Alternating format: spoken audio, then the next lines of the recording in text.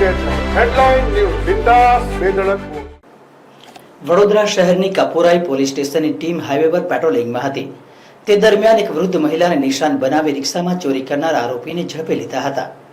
30 જૂન 2025ના રોજ સવારે આશરે 10:15 વાગે તારાબેન પ્રવીણભાઈ પટેલ ઉંમર વર્ષ 75 રહેવાસી પુનિતનગર નિમિટા ગાર્ડન આજવા રોડ તાલુકો વાઘોડિયા જિલ્લો વડોદરા તેમના ઘરેથી તરસાલી ખાતે દીકરીના ઘરે જવા નીકળ્યા હતા।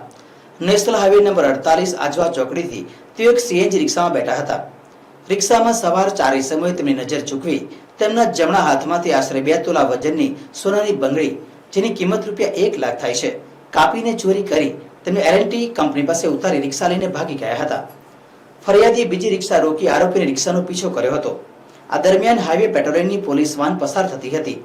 ફરિયાદીએ પોલીસને ઘટના અંગે માહિતી આપી અને કપોરાઈ પેટ્રોલિંગ ટીમે રિક્ષાનો પીછો કરી રિક્ષાને ઊભી રાખી હતી। દરમિયાન ચારમાંથી એક આરોપી ભાગી ગયો હતો। કપોરાઈ પોલીસે ઘટના સ્થળે પહોંચી 3 આરોપીની પૂછપરછ કરી હતી। આરોપીએ બંગડી રસ્તામાં નાખી દીધી હોવાનું જણાવ્યું હતું। પોલીસે બંગડીના ટુકડા શોધી કાઢી ગુનો નોંધ્યો હતો। પોલીસે સુનિલ વિનુભાઈ સોલંકી ઉંમર વર્ષ 26 રહેવાસી મોટા ઉજરા અમરેલી, વસંત ઉર્ફે મોગલી કેશુભાઈ સોલંકી ઉંમર વર્ષ 25 રહેવાસી દળવા અમરેલી, હિંમત ચંદુભાઈ રાઠોડ ઉંમર વર્ષ 25 રહેવાસી રાજુલા અમરેલીને ઝડપી પાડ્યા હતા। જ્યારે આરોપી ધર્મેશ ધીરુભાઈ ચૌહાણ રહેવાસી દોરિયા ડુંગર રાજુલા અમરેલી ફરાર થઈ જતા તેની શોધખોળ કરાઈ રહી છે। આરોપીઓ રિક્ષામાં ફરી વૃદ્ધ નાગરિકોને નિશાન બનાવે છે।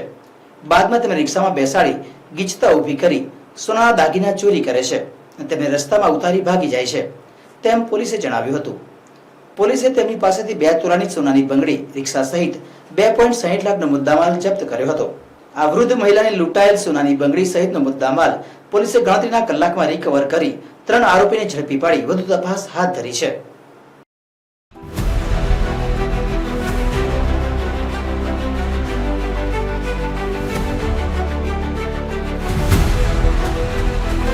हर समस्या की हेडलाइन न्यूज बिंदास बेधड़क